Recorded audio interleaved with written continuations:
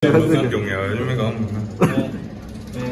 好了，反正我们查到一个很有趣的数据，很有趣，就是你是联盟中2出局之后的打点王，而且领先第2名还不少，13分。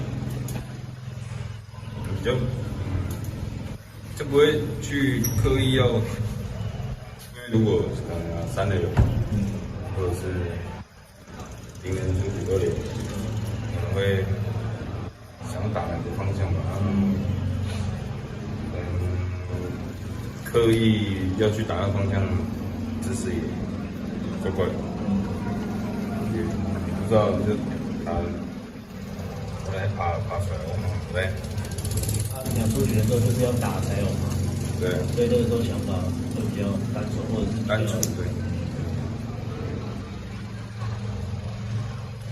他那个时候其实比数已经稍微有一点麻烦，2出局，你中间也有一个就是打得不错，就是界外。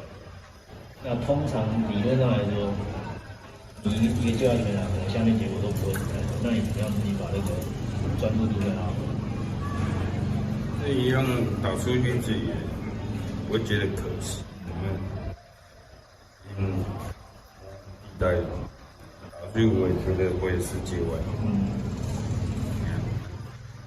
你不会说，打起来没结束。所以从专注的，但是一直在专注在更多球。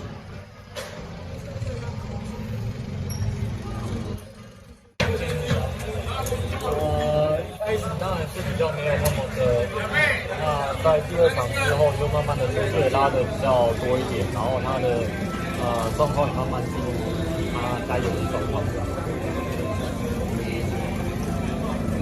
因为今天是第一次遇到豪景嘛，那其实球队攻势也就比较比之前顺畅很多。自由球队他有做一些什么样的攻击策略？